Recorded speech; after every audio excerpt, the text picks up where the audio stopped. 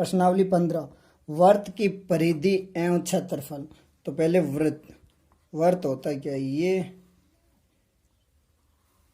वर्त ये होता है।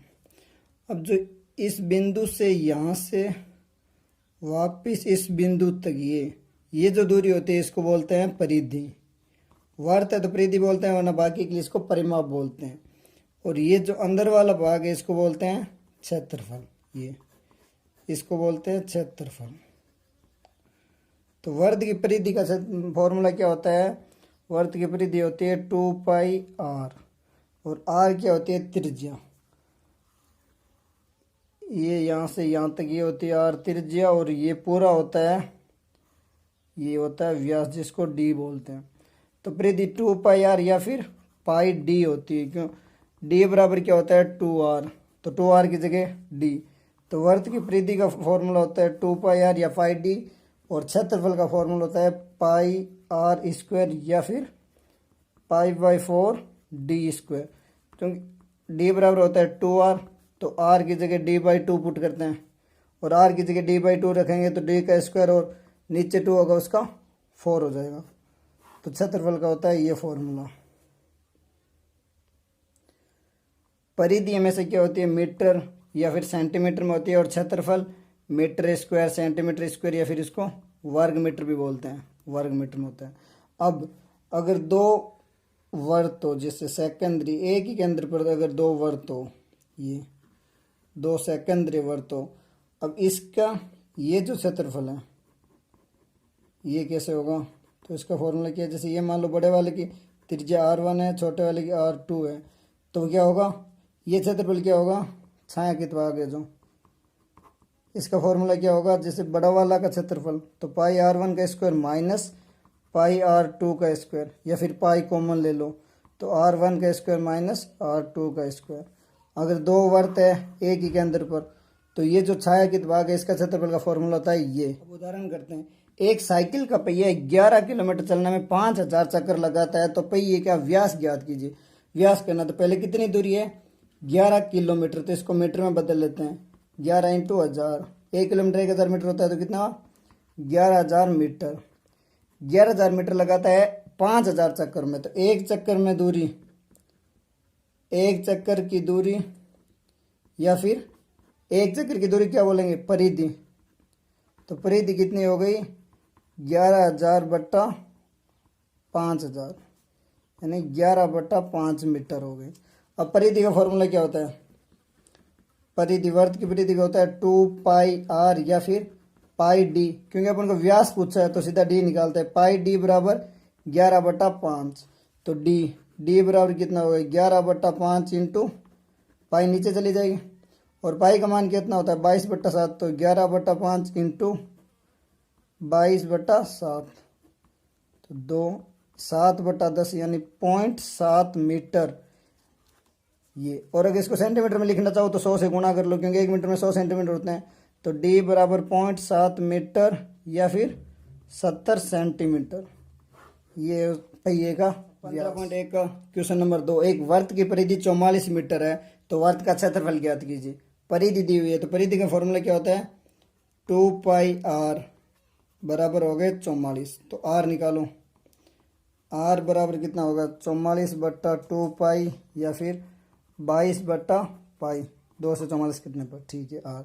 और क्षेत्रफल का फॉर्मूला क्या होता है, क्षेत्रफल बराबर होता है πr², तो पाई इंटू r 2 बार लिख लो, 22/π इंटू 22/π, एक पाई से पाई कट गया, अब पाई की वैल्यू रख दो, तो 22 इंटू 22, और पाई का होता है 22/7, तो 7 ऊपर चला जाएगा ये, और 22 को 7 से गुणा कर लो, 7 दूनी 14, 1 7 दूनी 14, 1 15, 154 मीटर स्क्वायर।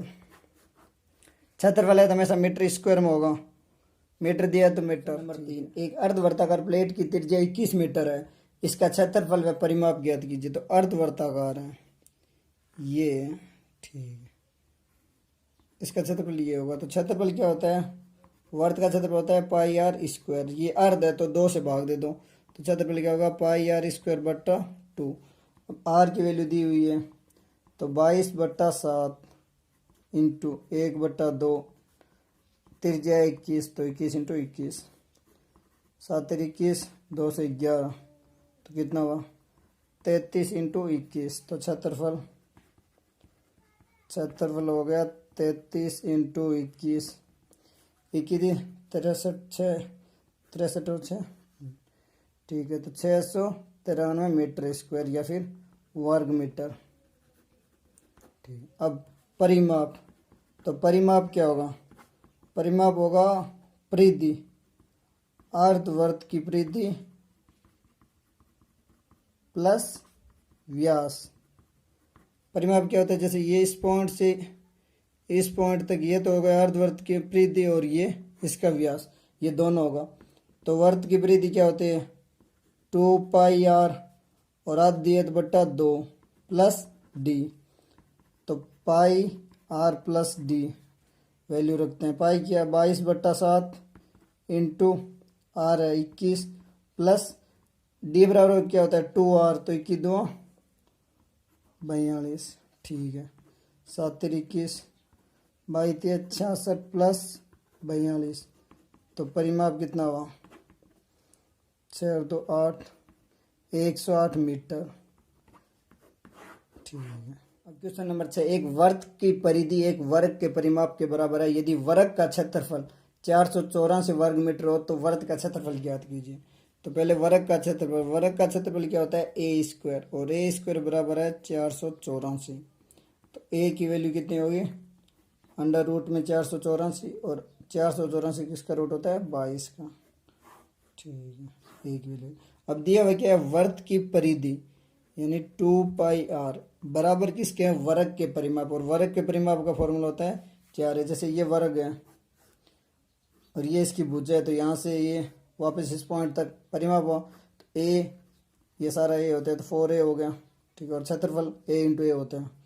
ठीक है, अब r की वैल्यू, तो r बराबर क्या हुआ 4a/2π, a की वैल्यू रखते हैं, तो 4/2 इंटू ए की वैल्यू है 22 और पाई की वैल्यू है 22 बट्टा में 7 है जो ऊपर चला जाएगा, तो ए बराबर कितना हुआ 14, आर की वैल्यू है आर बराबर आया 14। वर्त का क्षेत्रफल क्या होता है वर्त का क्षेत्रफल बराबर होता है πr स्क्वायर। ठीक है, वैल्यू रखो, पाई बराबर कितना हुआ 22/7 इंटू आर है 14 इंटू 14,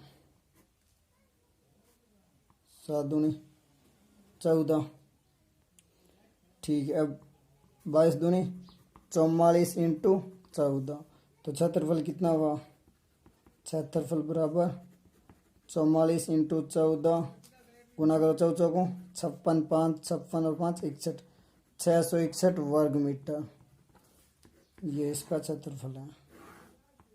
क्वेश्चन 10वां, 2 सेकेंडरी वर्तों की त्रिज्या क्रम से 4 सेंटीमीटर और 3 सेंटीमीटर है, इन वर्तों से परिबद्ध क्षेत्र का क्षेत्रफल ज्ञात कीजिए। ये 2 वर्त है, इसकी 3 है त्रिज्या और इसकी 4 है, तो इसका क्षेत्रफल क्या बताया था πr1 का स्क्वायर माइनस πr2 का स्क्वायर, पाई कॉमन ले लो, r1 क्या है 4 का स्क्वायर माइनस 3 का स्क्वायर, पाई की वैल्यू क्या होती है 22/7 इंटू 16 माइनस 9, 16 माइनस 9 कितना हुआ 7, तो 22/7 इंटू 7, तो इसका क्षेत्रफल हुआ 22 सेंटीमीटर स्क्वायर या फिर वर्ग सेंटीमीटर।